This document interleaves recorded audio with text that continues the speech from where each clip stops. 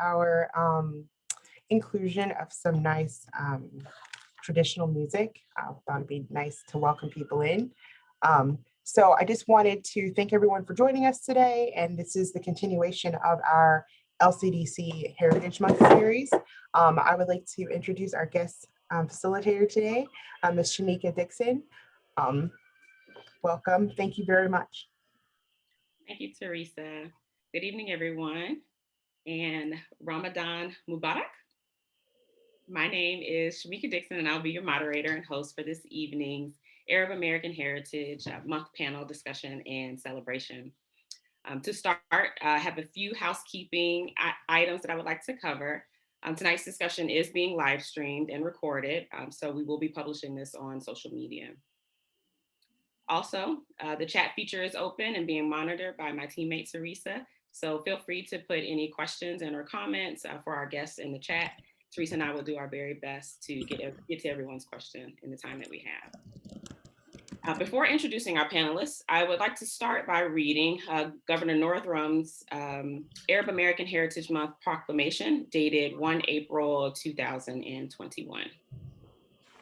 It reads, "The Commonwealth of Virginia is deeply enriched by the diversity its residents, and Virginia is proud to be a home to the large and thriving Arab American population. And whereas for centuries, Arab American men and women have played an important role in shaping, advancing, and enriching the Commonwealth by making immense contributions to all areas of life, including government, business, arts and sciences, medicine, law enforcement, technology, and the military.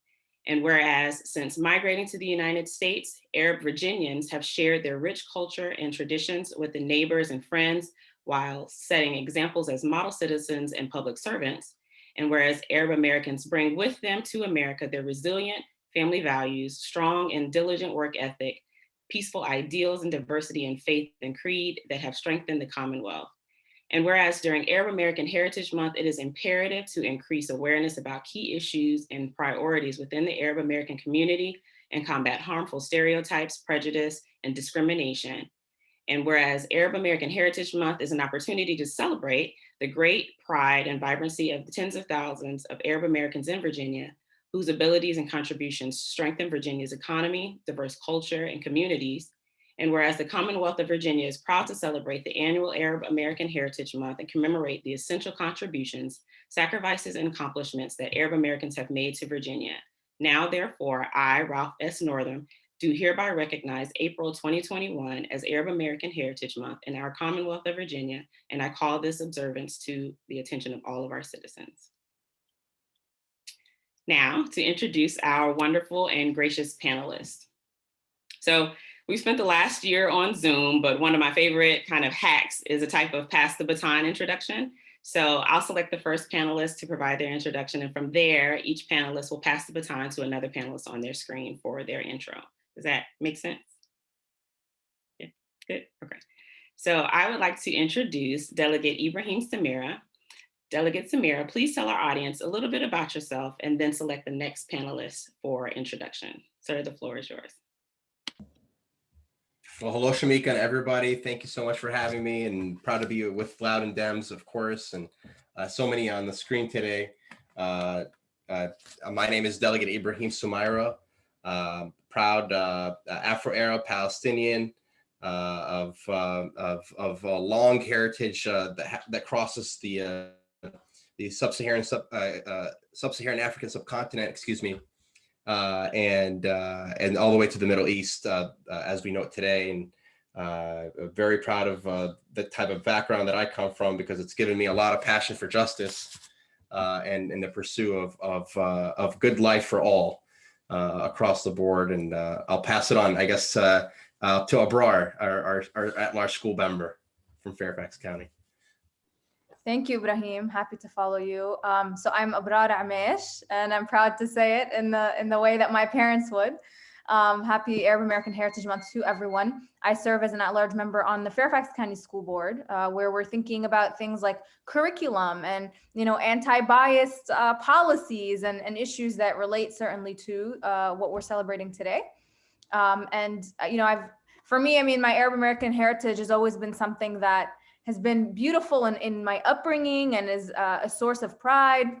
But then it's always been this interesting journey having to interface with people who might see it very differently than I've always known it to be. So I look forward to today's discussion, and thank you guys for having me.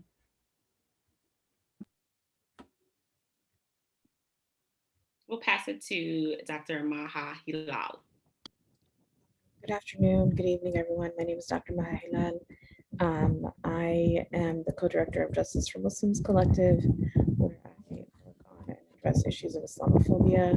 And my family comes from Egypt, and so I consider myself Arab American. I kind of exist with the Muslim identity as well, and so in the last, I'd say 2 decades, I think I feel more Muslim than I do Arab, but it's complicated, but I can say more about that later.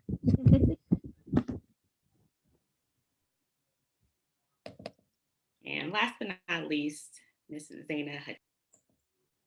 Thank you, Shemika. And it's such an honor to be with such a distinguished group of Arab Americans, but also with LCDC. Thank you so much for hosting this.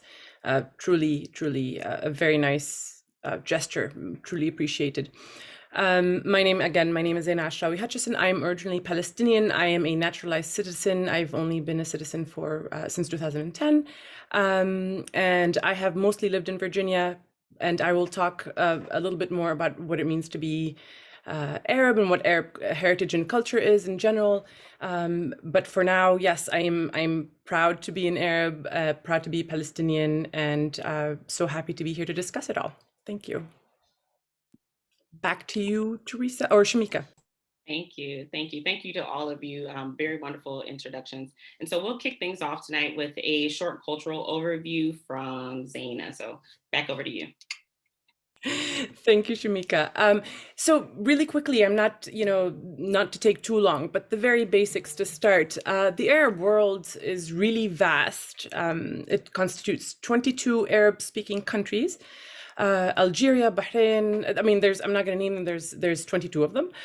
We all share a language, which is Arabic, but it's not exclusive. So the dominant language is Arabic, but then there are other languages that are spoken across the Arab world. There are, what unites us is the geohistorical experiences, whether it's political or otherwise. And mostly how we identify as Arab is how do you know you are Arab? You identify as an Arab. If you ask somebody, if they identify as an Arab, that means they're probably Arab. So because we are as diverse as we are here in America, there are many different aspects to being an Arab. It's diversity in race, in religion, in pretty much all of it. But what unites us predominantly is the language that we speak. So there's also multiple different religions in the Arab world. There's Islam, which is predominant. The Arab world is predominantly Muslim. Then you have Christianity. In Palestine is where Jesus, was born. And then you have various different, obviously there's Jews actually who are Arab as well. There are Yemeni Jews, there are Syrian Jews, there are Egyptian Jews, Moroccan Jews. So various different ones. There's Hindu, there's Druze. There's all kinds of religion in the Arab world. So it's not just a monolith. We're not just one group of people with one religion, very extremely diverse. We are approximately 427 million around the world. And there's a distinction between various different aspects. For example, the Arab world is not exclusively the Middle East. The Middle East is sort of a larger perspective, and it is a construct, a Western construct, whereas, and it's also not the Islamic world, because the Islamic world encompasses various different other countries that are not necessarily Arab. So the Arab world in and of itself is, the identity is very much revolves around the language, the traditions, which is what differentiates us from the rest of the Middle East, if you will. Separates us. So in general, Arabic language, because I mentioned it multiple times, there's two different aspects. There's one is the traditional or classical Arabic. Classical Arabic is what you hear in the news, what you see, what you read in newspapers, what you read in books. It's used very often, in giving speeches, often in movies in for official purposes. Then each country has its own dialect. It's colloquial. So often we grow up speaking essentially two languages, because Arabic, the classical Arabic is so extremely rich, and the grammar is incredible, and it's spoken the same everywhere.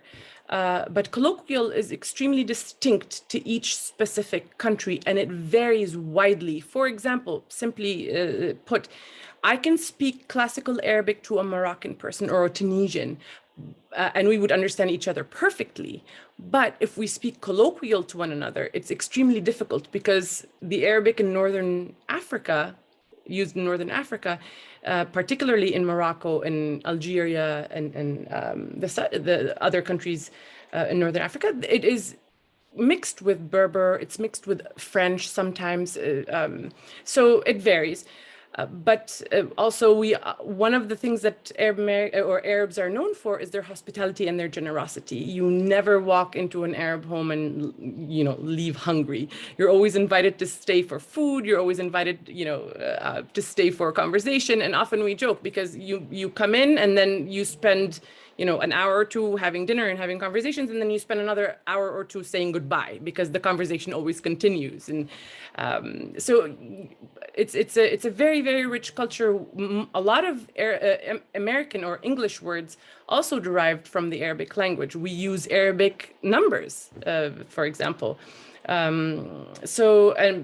The contributions of the Arab world are extremely long, and we'll continue the conversation between all of us to actually discuss all of these differences and similarities with the group here. I know I'm Palestinian, Abrar is Libyan, Maha is Egyptian, Ibrahim is Palestinian. So I'm going to pass it back to Shemika to move on to the next bit, and we can, I hope there are some questions about this that we can discuss later. Thank you. Absolutely, Zeina. Thank you for that.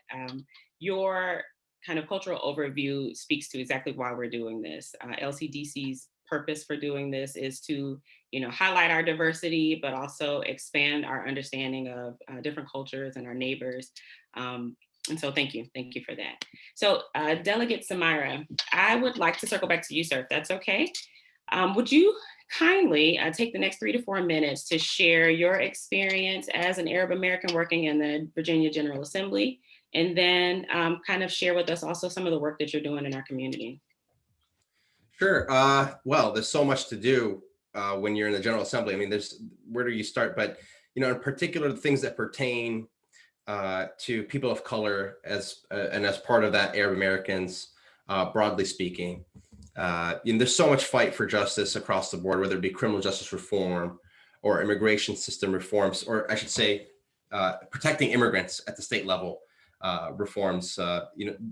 Arabs are on the front lines of fighting for these issues as part of many different constructs, whether it be as a sizable portion of Muslim Americans in the United States, or as on their own as well.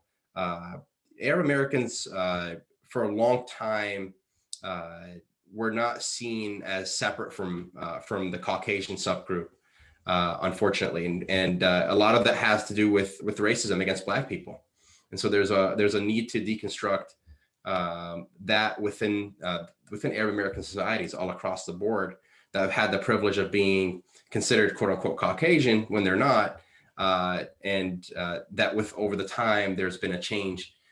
Because of 9/11 and the happenings before and after that led to an eruption of discrimination against Arab Americans, and a realization that they're not exactly white.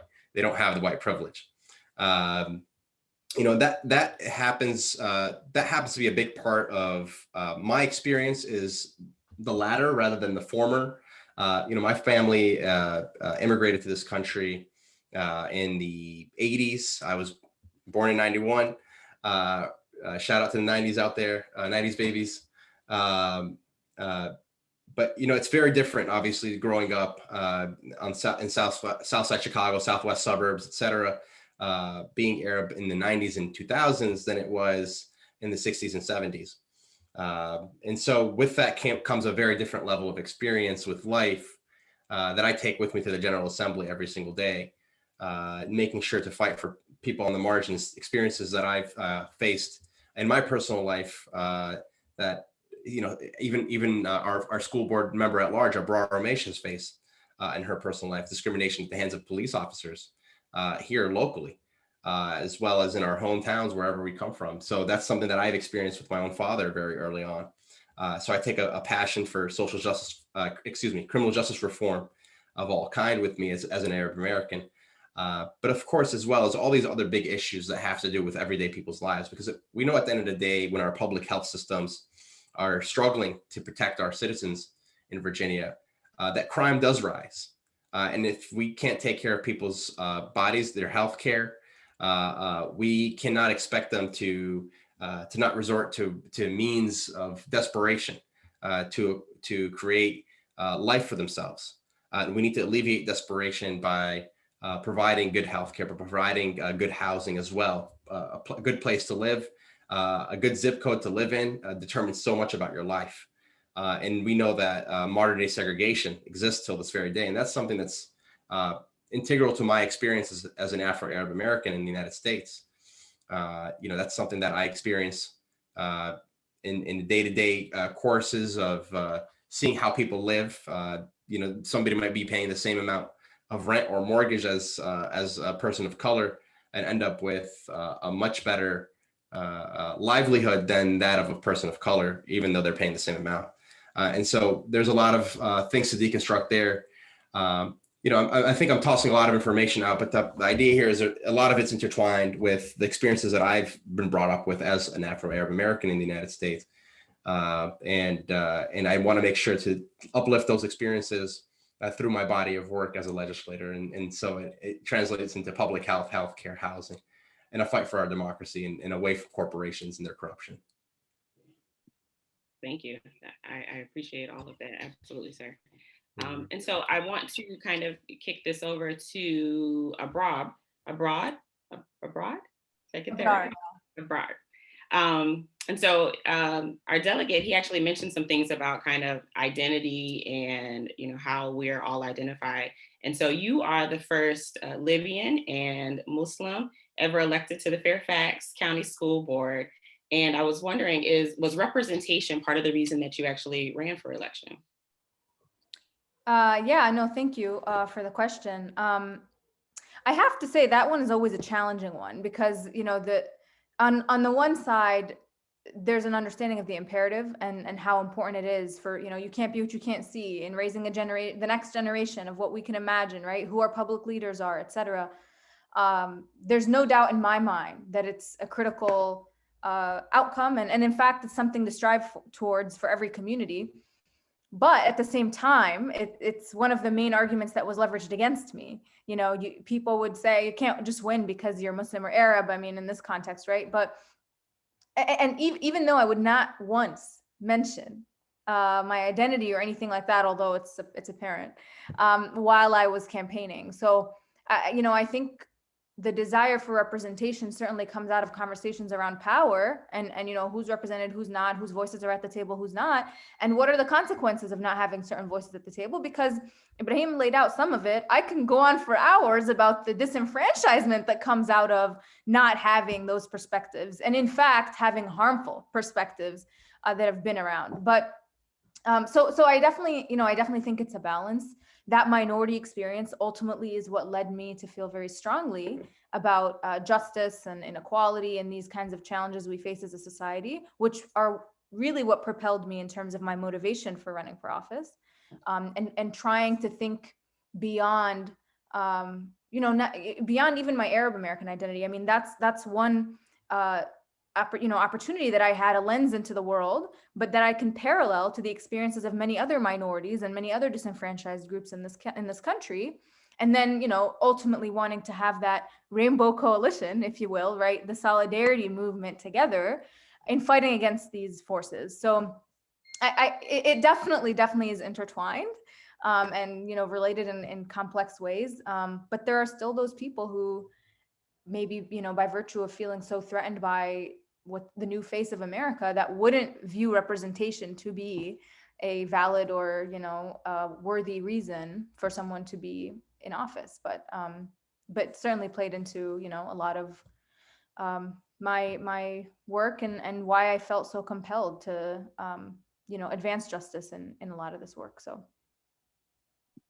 Thank you. So, and that kind of speaks to, and I feel like you kind of addressed it, but my next question for you is kind of how would you say, or would you say that being a Arab American, a hijab wearing Arab American has shaped your political work and your activism? Yeah, definitely. I think that immediate, having grown up with so much to be proud of, I don't want to, it's interesting now, we are forced to have a conversation about disenfranchisement alongside Arab American Heritage Month because of the realities we're in. I, yearn for the day when it can just be a celebration of culture, right? But it's the reality. So, I mean, to your question, absolutely. And I think, it really mostly came out of having grown up, Zeina touched on generosity, hospitality, values, family values, loyalty, honor, things that were elements that I was always proud of, and an understanding of civilization and the contributions of Arabs across the course of human history. And then even in this country, alongside the people in the civil rights movement, like Ralph Johns, or, activists with Cesar Chavez in the labor movement, et cetera, who were Arab, or even Ralph Nader, those people who kept the third party flag alive, up. But from role models in advocacy to people in entertainment, like I'm sure, people are familiar with DJ Khaled and some of these names on a lighter note. But, having grown up with an understanding of these contributions and being proud of that identity, and then growing up and seeing how people would react to me, especially post 9/11, and having grown up in that kind of climate, which is complex, of course, because, it's like Islamophobia came out of that. But then, of course, that was also backlash against a lot of different minority groups who weren't necessarily Muslim, including Arabs, and the suspicion around that. So my experiences at the airport, for example, were absolutely an immediate experience for me to just kind of realize, whoa, like the way that I understand my heritage and what I'm proud of and the beauty that it represents for me, it doesn't match with how the world perceives it. And the same with even K-12, like when I grew up in Fairfax County Public Schools, and the stereotypes people would have, or oftentimes the comments people would make, or even in the curriculum when we'd learn history and the only mentions of anything related to Arabs was the Iraq War and 9/11 or whatever, having to kind of reconcile that and realize that those realities ultimately clash, I think is what really kind of drove a lot of my next steps in thinking about being so visible as well, because no matter what, I wasn't going to escape it. Not that I wanted to, but that the world would filter me through in a way that is just not the same as how I identify or how I view myself or my family or my loved ones, or by extension my broader culture. And I have to say, it's even amongst colleagues, it's even amongst people in positions of power who are out there talking the talk, right? And saying the things about equity and inclusion, but in reality can't see past it when interacting with me. And that comes out through, implicit biases and at best, right? Or microaggressions and whatnot that you experience, but trying to remember that they're an opportunity for progress and education and improvement, but also not being naive to the fact that there are still these underlying biases. And I think even within the minority space, I think the minority space is exceptional because it's an opportunity for social justice and coalition building and all of that. But there's still kind of an othering to the Arab American thing that is just it's not associated with that coalition in the same way that when we think of brown and black people and the suffering of, all kinds of minorities in this country, I've always identified the Arab component with that, especially post 9/11 and seeing the disenfranchisement that occurs. But I think we still have some progress to do in unifying, the various groups and having that be a component of it as well. Absolutely. Very well stated, and perfect segue to our next guest, Dr. Maha Hilal. So Dr. Maha, you are an activist, an author, and dare I say comedian whose work centers around eradicating Islamophobia. Was there a particular experience that led you to this work? Yeah, so thank you, Shemika.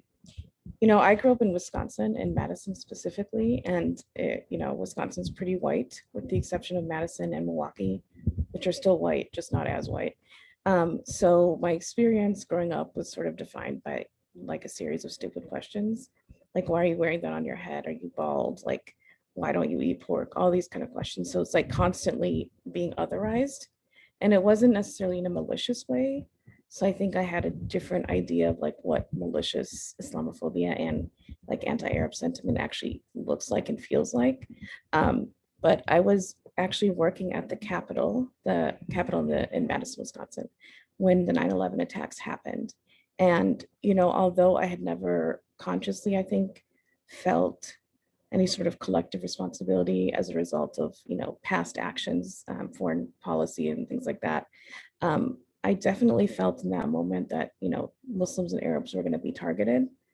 And I think it's an interesting feeling to have when you know that you just have it, not because someone taught you that that was going to happen or that someone told you you might feel this way, but because of something, I don't know, intrinsic or inherent, that you just know that your community is now going to be held accountable.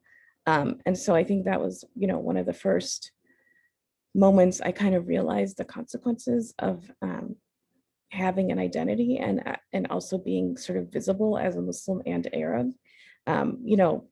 Given that I was in Wisconsin for a long part of my life, I don't know if people, oftentimes people don't get past Muslim, they just lump everyone together.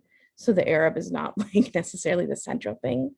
And if they're going to be racist, it's just like a package, it doesn't really matter what is your ethnicity or what is your nationality, that kind of thing. But I would say, one of the most formative experiences for me was in 2005 or 2007, actually. So I was doing my master's in counseling at the UW, and I spent a summer actually in DC doing an internship at Amnesty International.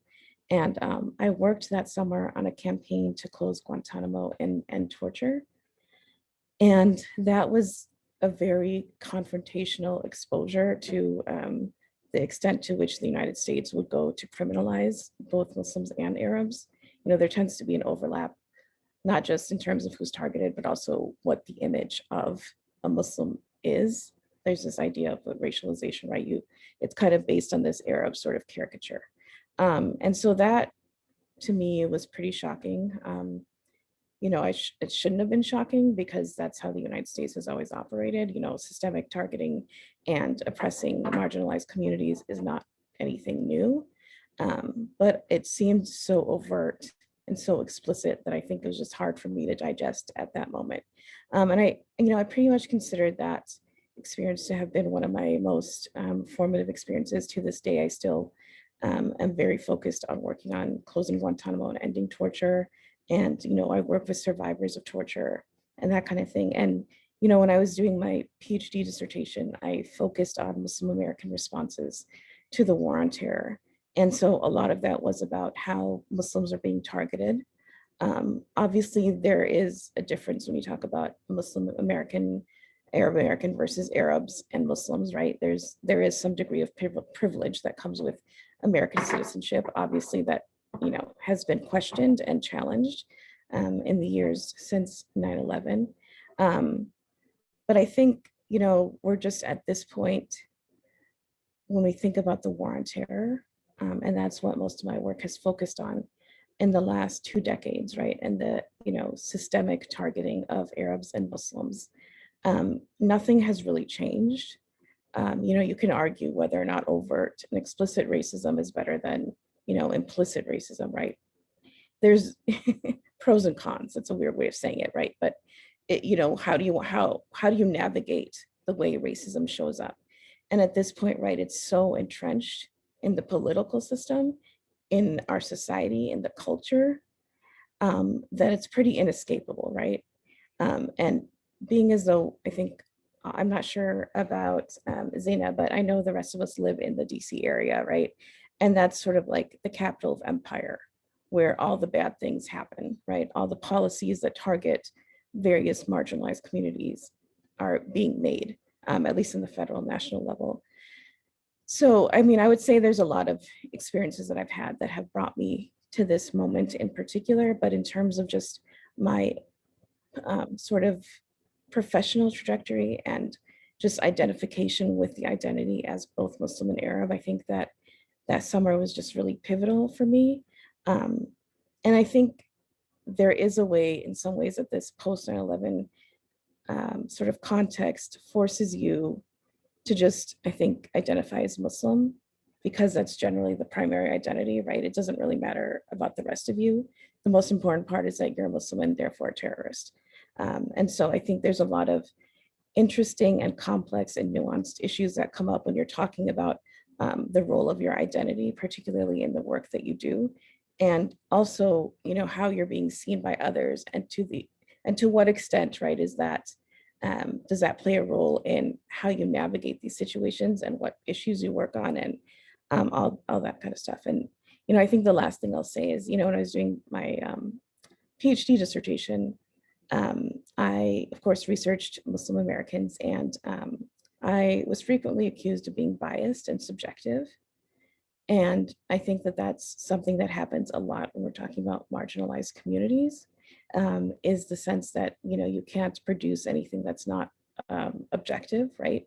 And I think that I bring this up because a lot of times when you're talking about who gets what resources and what communities get what things, right, it depends on data.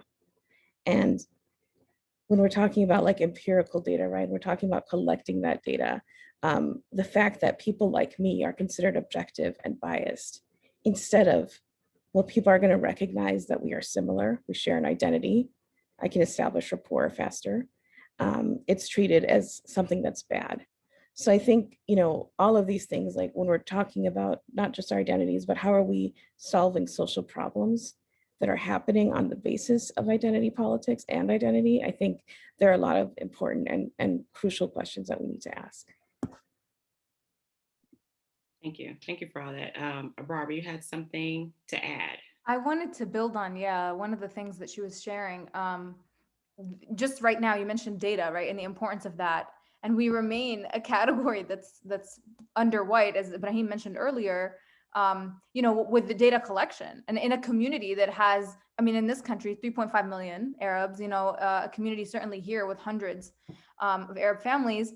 And that, as a school board member, I'll tell you, when we look at programs and which identity categories we're tracking, right, and evaluating successes and achievement gaps and things like that, that having an identity group that's entirely just not seen, not even understood to exist, has consequential impacts. I mean, in terms of resources and, you know, decisions that are made. So I wanted to also add that, but really what I was thinking about was that these challenges that, you know, Dr. Hilal and others have pointed out start with ourselves. I mean, as Democrats too, like we have plenty of problems in how we think about minority issues broadly, and certainly with the war on terror and post 9/11 and the decision-making that we've had and the platforms we've held, whether it be that actually or the Palestinian struggle, which I'm sure Zeina can speak a lot more to, and was a struggle just this past Democratic National Convention in trying to gain basic recognition. I remember the DNC, the convention before last, so when Hillary was up, and you know, Bill was speaking, and he said something to the effect of, we'll welcome all the Arabs who want to be peaceful. And that be and standing ovation, you know, after that sentence. And I remember sitting and not standing when this entire, I mean, it was like a weird moment because everyone else is standing and clapping. And I'm just like, that's deeply offensive, even though people may perceive that to be a compliment, like to say that, you know, these peaceful people who are going to embrace, but what is that implying? What's the implicit bias inherent to that we would not be peaceful, or that there would be some kind of assumption otherwise, right? So I urge us all, and you know, anyone listening, to also begin with ourselves, that when you close your eyes and just think of the word Arab in the vacuum, what sentiments arise for you, what thoughts come up.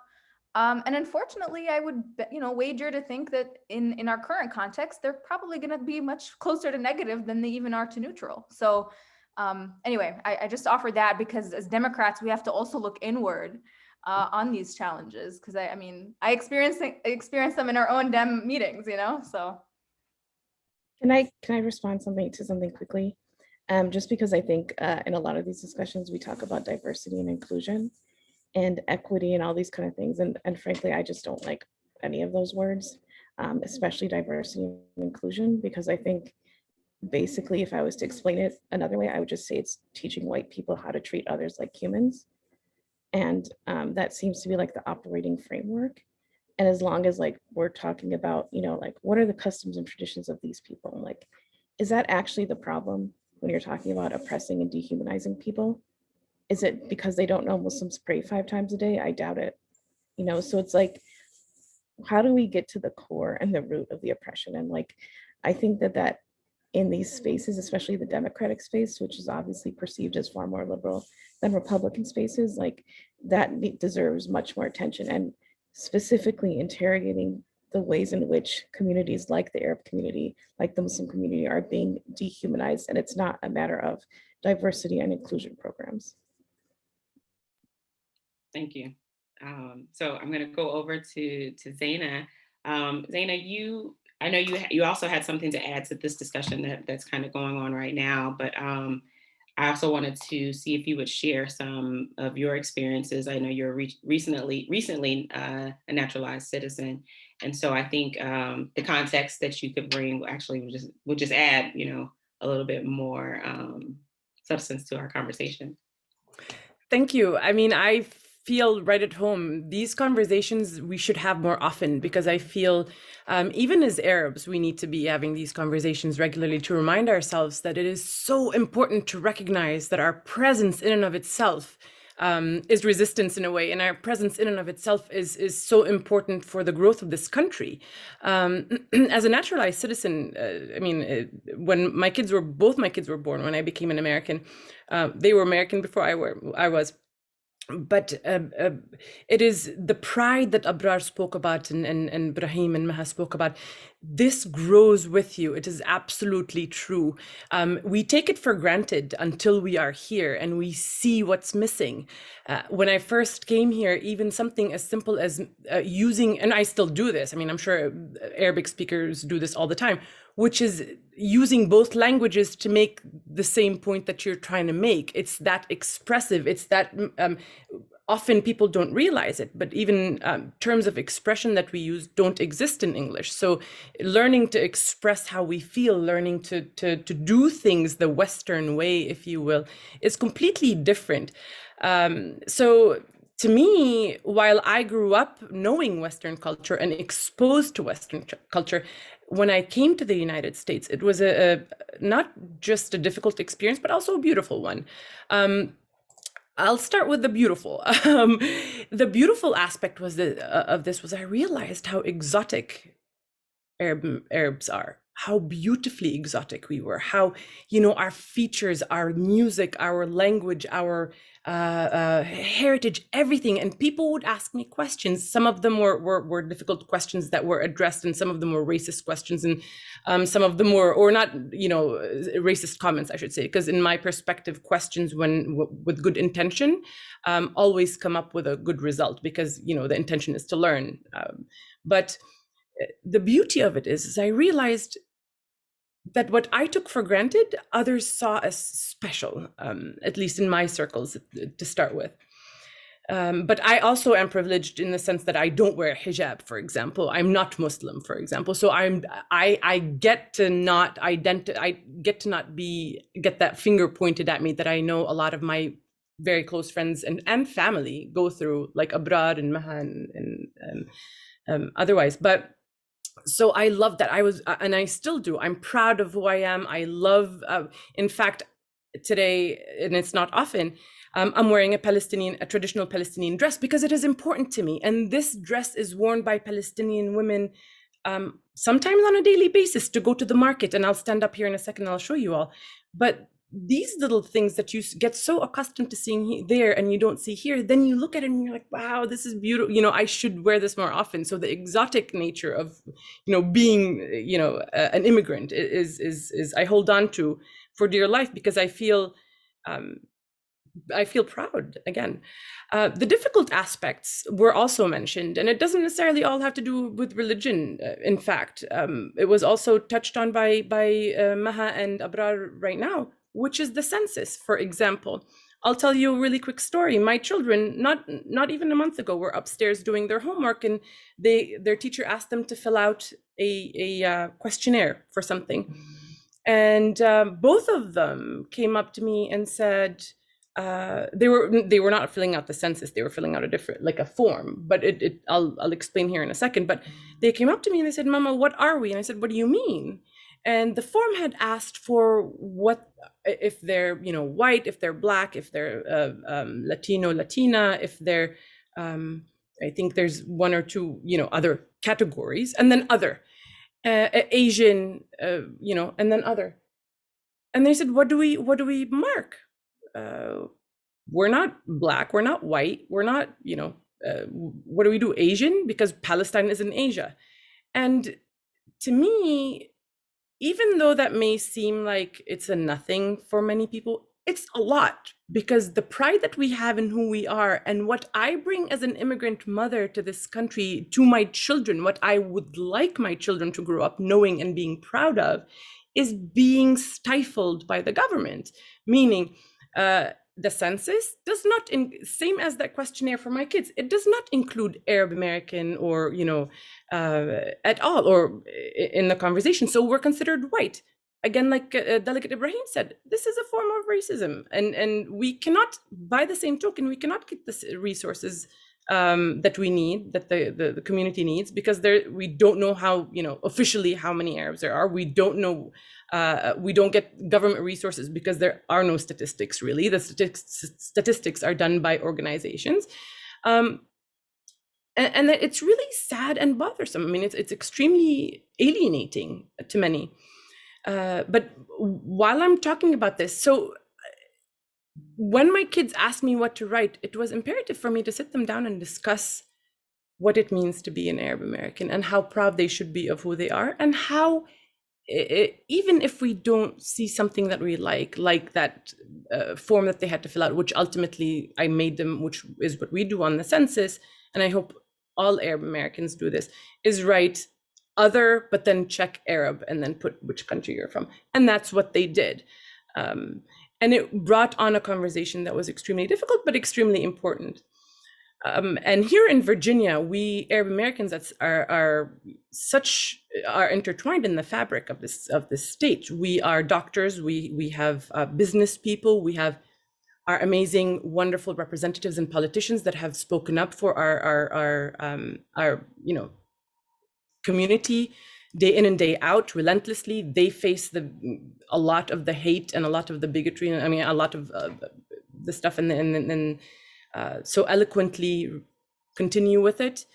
So I'm grateful to them and to everybody else. But it is important to see the weaving of the, like Abrar said, the Arab American experience in the intersectionality of politics, but also of culture, and also of the building of this new mosaic of America, if you will, or Virginia in particular. So yeah, and I'll stand up just really quickly to show you, because, and I'll explain a little bit later maybe in the conversation, but this is all handmade. And this is traditional. And every Arab country has its traditional factors in what they're known for.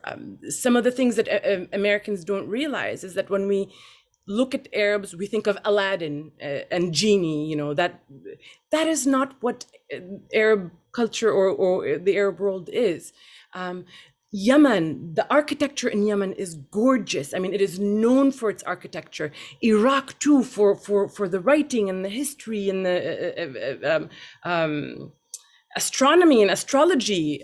Syria and Egypt are known for their music and their films.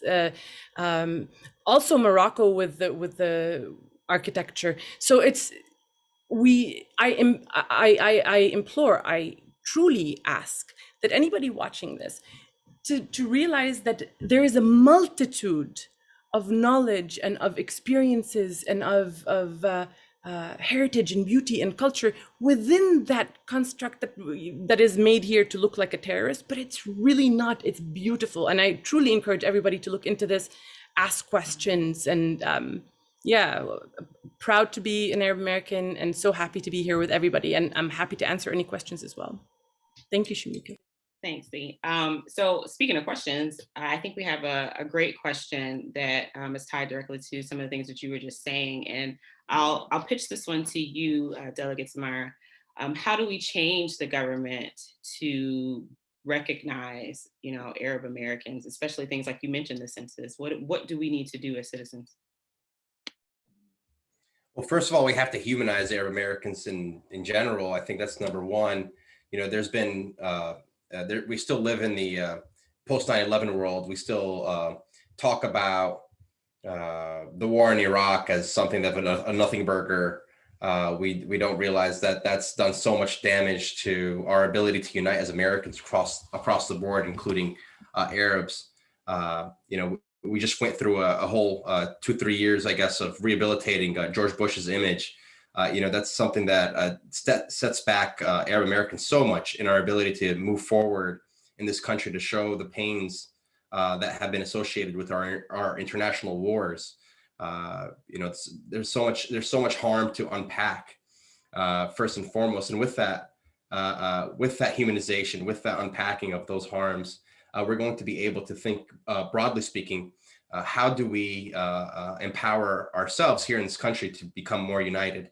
And that's where things like the census and the subcategories of individuals and the placement of a category for Arabs, a category for Persians, a category for many other Middle Easterners, to speak about beyond just Arabs as well, that have been harmed by the wars of our country abroad, ones that had nothing to do with 9/11, like the one in Iraq.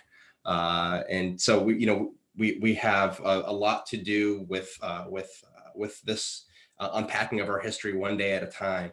And it takes a lot of courage, of course, because this is recent past. It's only been about 20 years or so that there's been this massive upheaval of damage that's been done internationally and nationally here in the United States as well to Arabs. I remember the week after 9/11, my mosque, the local mosque and the local school that I grew up around had to shut down for a whole month. We had snipers at the top of my school, pointing at really not white supremacists that were trying to come and attack us, but really were pointing at a lot of children like myself, just running around at the time, going to the playground and trying to just spend some normal time. There's a lot of things that are reminiscent of the past, of the Jim Crow era, of how after the Civil War ended, during Reconstruction, the rise of the KKK. There's a lot of that type of rhetoric and actions that Arabs faced during the times after and right before 9/11 that we're still unpacking alongside our Black and Brown Americans all across the board. And so it takes an intersectional justice lens to really get to that point where we can view ourselves all as more human. But of course, today we're talking about Arabs and to center Arabs in this conversation around, I think, what is happening with our military and our usage of our power to move oil wars and to advance the military industrial complex and beyond. So we have a lot of work to unpack one step at a time, but it all starts locally. It all starts with wonderful conversations like the one that Loudoun County Democrats are having today. And I'm very proud to be a member of Loudoun County Democrats today. Thank you, sir. We're happy to have you here too. So Dr. Maha, this I think really falls into some of the expertise and work that you do. Like, what do you see as one of the biggest barriers to changing the narrative around Arab Americans and this Islamophobia, excuse me? Well, I mean, I think there's a lot of things. If we focus on the narrative, for example, it tends to be a habit of people that are being stereotyped or marginalized and excluded in the narrative to respond to that narrative. So for example, when politicians or the media will say Muslims are terrorists, the Muslim or Arab response might be, no, we're not. And when you respond like that, what you're essentially doing is legitimizing the dominant narrative because you're actually answering it as though it is a legitimate question. And so I think the spaces that we're creating in narrative are very narrow, if that is the purview through which we look at actually countering and challenging these narratives. I mean, like, I can't remember many times in my life post 9/11 that someone has asked me about my story, my experiences outside of the context of 9/11, outside of a national security context, right? because it's as if that doesn't exist. And quite frankly, it may not exist because I haven't had that experience, right? I don't remember many things outside of that context. So I think, we have to sort of shape our own narrative. And when I say that, I don't mean in the way that, like, I think there has to be an acknowledgement of power dynamics, right? Because a lot of people take the blame onto themselves. Like Muslims will say, like, we have to shift the narrative, or Arabs will say we have to shift the narrative. And it's like, yes, we should work towards shifting the narrative, but at the end of the day, right, the oppressor is the one that should be forced to change, not the people that are marginalized and oppressed. Like, we shouldn't be the one tasked with changing the situation. And the same thing with and not to pick on you, Delegate Samirah, but when we say, like, Arabs need to humanize themselves, right? We don't need to humanize ourselves. The people that have a problem recognizing others' humanity are the ones that have a problem with their humanity. We are not the problem. And I think we have to start to respond in, different ways, right? Like, I think in the past, like, especially under Obama, Arabs and Muslims got very comfortable with the status quo because that's what he was promising us, right? And, it didn't seem like, he was doing that many bad things, although he was exponentially increasing the use of drones, implementing a nationwide surveillance program, all sorts of things, right? But we got used to just, like, responding to the narrative in the way that was expected of us. And, I have spent a lot of time and energy specifically trying to disrupt the narrative and to challenge the narrative, and not, again, in the sense that I'm agreeing with the status quo or I'm trying to reject the status quo as if it deserves my attention. So I think that's one of the biggest things. And again, I mean, I think sort of just really understanding what is within our power. And this is not to disempower ourselves, right?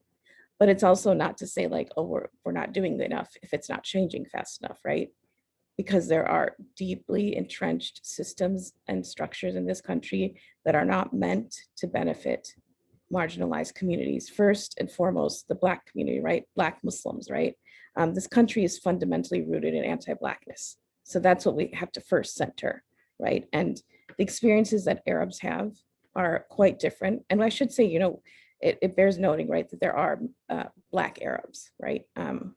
We're obviously, our panel right here does not represent that, but there are many, many, many Black Arabs. And so I think also within that, the narrative that we're projecting outwards when we're talking about the community, how diverse we are, right? Really presenting it, because we have different experiences, right? And we have to challenge the narrative differently. And I guess, there's the last thing I'll say is one thing that is very problematic with sometimes marginalized communities is the internalization, whether it's internalized xenophobia, whether it's internalized anti-Blackness, whether it's internalized Islamophobia. And, obviously this is a function of living in an oppressive community, society, government. And so you learn to internalize certain ideas about yourself, namely the dominant narratives, the dominant tropes that exist. And in doing that, often it is the case that you end up perpetuating the oppression that is being imposed upon you. So I think one of the most fundamental things for marginalized communities, including Arab communities, is to do a lot of self-reflection and to really extract and disentangle ourselves from the narratives that leads to us perpetuating our own oppression. So we're about 5 minutes from 7. And so I have a final question. Thank you for that, actually. Thank you for that. And it actually leads into our final question. And this is, open to anyone and everyone that chooses to answer it. But do you see your activism, your work even in your respective categories tied to other national movements for people of color, whether it's, Stop Asian Hate or Black Lives Matter? And feel free to elaborate on if you do or if you don't, and how you see those parallels. And I'll start with you, Zeina, since you unmuted. Oh, cool. I didn't know that was how we did it, but awesome. Thank you. Actually, I really quickly wanted to comment on the previous question, if I may, and then I'll go back to this immediately. But it's extremely important to note that the conversations that we have, and I agree with Dr. Maha on some of the things that she said that are so important for us to do. But it's also extremely important to remember that what we are exposed to here in America, as not just exposed to, but how the Arab world is discussed and approached in politics is extremely problematic, because whether it's mainstream media or even in our bills and our foreign policy, if you will, the only way we talk about the Arab world is war and oppression and all of this. But the problem is, we are the ones, the United States is the one that perpetuates this violence and the ones that produces these bills and policies that completely dismantle systems in the Arab world purely for the sake of expansion of American power. And, you know, we can go into a long debate and discussion about the politics of it. But just to make my point, I named the Arab countries and some Arab countries, and I said each one was special for, you know, different reasons. Now, as an American, when I say Yemen, there's the war in Yemen supported by American, the blockade supported by American tax dollars, you know, and American policy. Lebanon, Syria, Palestine, Iraq. I mean, it is important not just for Arab Americans to understand and take hold of their narrative. It is also imperative for Americans to realize that the narrative that they are hearing is a construct. It's not reality. It is what they are exposed to for very specific reasons. So this idea of, oh, we don't know why people say, you know, Arabs are not, see, we have Arab Heritage Month. We love Arabs. It is not that. It is like connecting what you just asked. It is systemic in this case, because we are told that anything Arab American or anything Arab related, Palestinian related, Yemen, Syria, all of this, Iraq, is foreign policy. Don't worry about it. You just worry about your local politics. And then when it comes to foreign policy, no, you know, y'all don't worry about it, because we got these terrorists in Iraq, you know. The Palestinians are oppressing other people, so we got them. The Yemeni, no. See, these problems are not, they're created for a very specific reason, culturally and politically. So particularly for the Democratic Party, if it wants to contrast itself with the right-wing Republicans and others in general, there needs to be a distinction, and it needs to be an effort made to actually empower human rights in the Arab world and invest rather than in destruction of not just political entities in the Arab world, but also the culture, like Israel's doing to Palestinians and others. So, but the intersectionality is long-standing, and I'm going to pass it on to my other friends here who can talk about this as well. But as an activist, just like the other panelist says, we see ourselves as part of the minorities in America that are calling for representation, that are calling for our voices to be recognized and heard, that are calling for justice and accountability, which is huge. For me as a Palestinian, the Palestinian and Black and African American BLM in general has been, not just for my generation, but for many generations before me, there's a camaraderie, there's a oneness where we understand each other's oppression in a very personal and even, personal and psychological way that is hard to explain, quite frankly, because we've had our share of oppression and our share of injustice. Of course, for African Americans and Black Americans here, African Americans in particular, it's 400 plus years. For Palestinians, it's much shorter time, but it's very much a feeling of we uplift one another, we empower one another, we hear you, we feel you, we march together. We will not leave anybody behind, whether in politics, whether in culture, whether in conversation. And so there's that understanding, and not just with the African Americans, with immigrants, with ICE detention centers. We know what it means. We've experienced it at the hands of the American government. So it translates. The American government exports, including imports as well, but exports these harsh and inhumane treatment of civilians and particularly of minorities. But I will pass it on. But yes, absolutely. It is an honor to be working with so many different minority groups here in the US. And I do hope, and I actually do have to say that I'm really glad that Chauvin got convicted. because I think that's the very beginning of seeing a glimpse of possible accountability starting to happen. I think it's a very, very small step, but it's definitely an important step. So I'll reiterate the question and see again if anyone else wanted to weigh in. But as activists or just in your line of work, do you see what you do as tied to some of the national movements that people of color are fighting right now? And Abrar, I see you unmuted. The floor is yours. Yeah, I mean, the answer is absolutely, right? And I touched on some of the Arab American activists who in the history of this country contributed to a lot of these movements.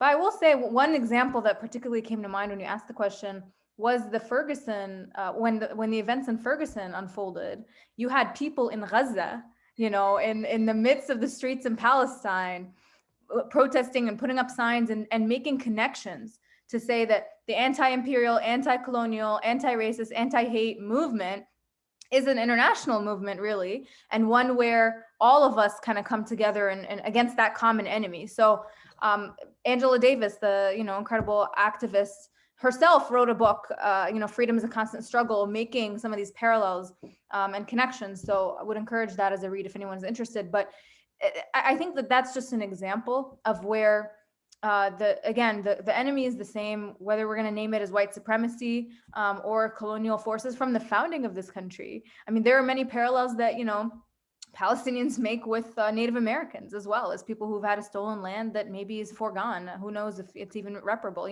So I just offer that and remind us too, that when we think of these various movements and silos, that's inaccurate itself, right? Because there are so many intersections amongst them and people who exist in many of these boxes at the same time. So I think, we ought to remind ourselves of the common goal. And hopefully, even if people don't identify with a minority status or any one of these causes, which by the way, are not only racial or, ethnicity based, but people, lower income people with disabilities, I mean, goes on and on of lists, of disenfranchised folks and others who don't want to exist in a society that represents the worst in us, right? Who don't want to exist in a society that allows for that systemically through policies and laws and all of this, and then also through human interaction. So I don't think we excuse white people in the solidarity either.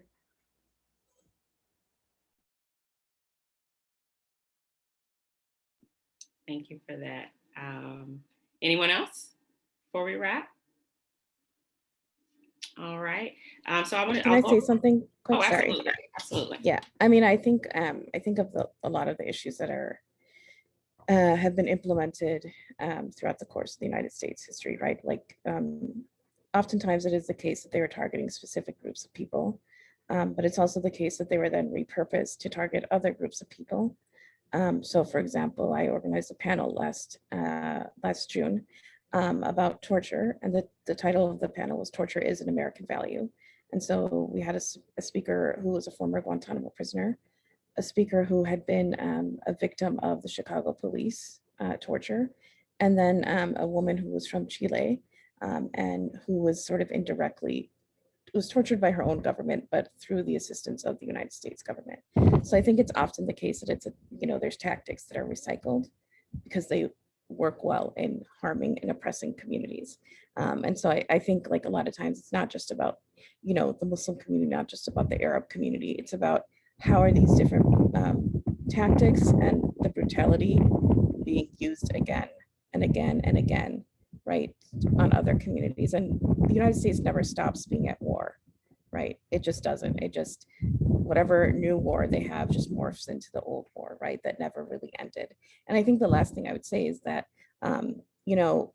one of the things that has come up in light of the protests last June was this 1033 program, right? Where the federal government gives different cities, different police forces across the United States, military grade equipment. And a lot of people were saying this past summer, like, oh, this is not Iraq, this is not Syria, right? And that just represents a misunderstanding. Number one, this country has been brutal to people of color, and the war on terror has always been home, and the war on terror will always be home, right? And so it's not about what's coming back to us, it's about what's already here, and then what's being exported to other communities And then, I'm sorry, just one more thing is that there's a poem that I'll just put the link in. And it's really beautiful. It's by a Muslim woman, and it's called "This Is Not a Humanizing Poem." And the two lines that I really love is, quote, "Because if you need me to prove my humanity, I'm not the one that's not human."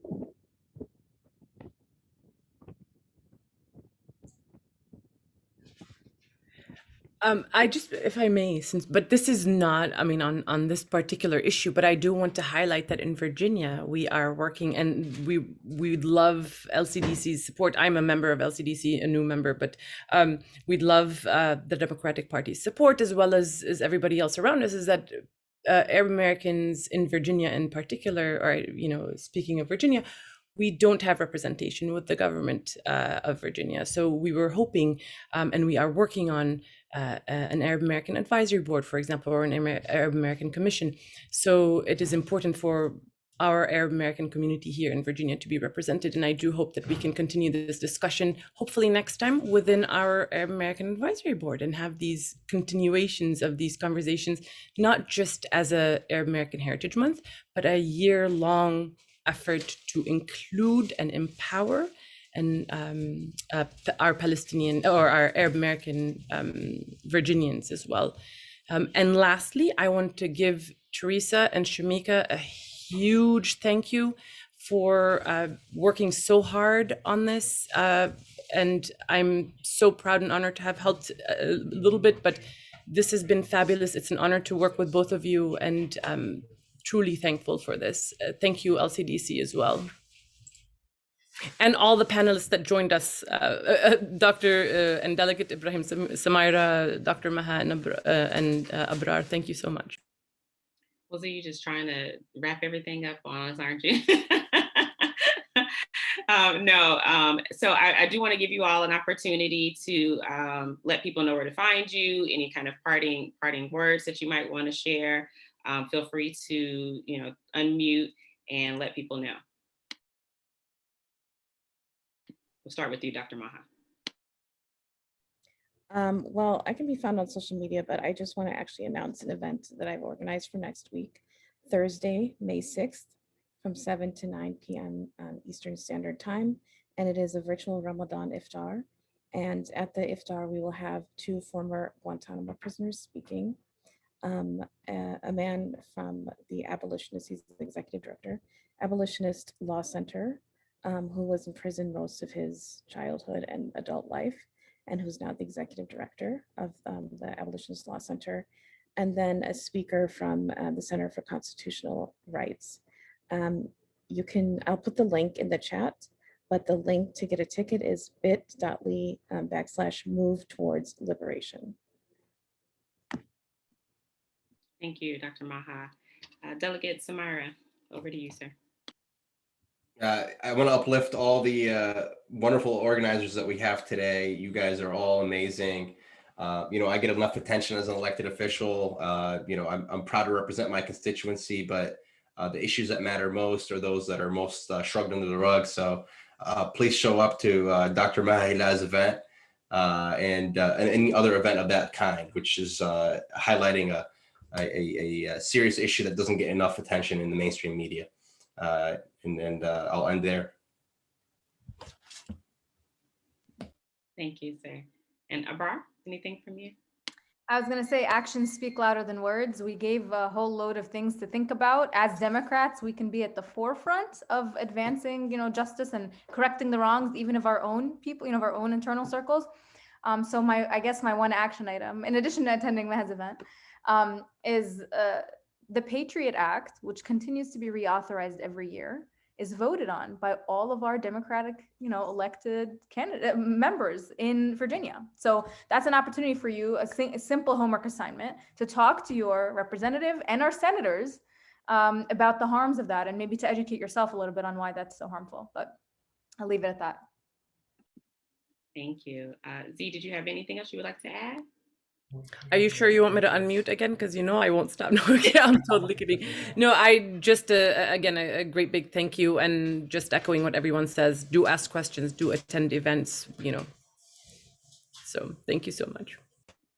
Well, I would like to extend a thank you to all of you on behalf of LCDC. Our time is precious. I know this is Ramadan. I know if you're, breaking fast after sundown, we are holding you up right now. So thank you, thank you, thank you.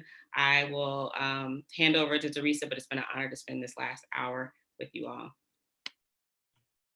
Yes, thank you so much. Part of the reason why the Diversity and Inclusion Committee of LCDC is trying to continue to have these celebrations, these heritage forums, these conversations is because as Democrats, as Sabra said, is we have to educate ourselves first, and we have to do the right. If we consider ourselves progressive, we've got to make sure that we do the progressive thing, and we start to not only have these conversations, but start to dismantle within our own party and uplift the voices that need to get uplifted. So thank you guys so much. I know I learned a lot, and I hope everybody else did as well. We will continue our heritage series next month with the AAPI community on May 25th at 7 o'clock. So please continue to educate yourself, learn, and to be a partner with all of our conversations and all the issues that continue to impact communities across our county, our state, and our country.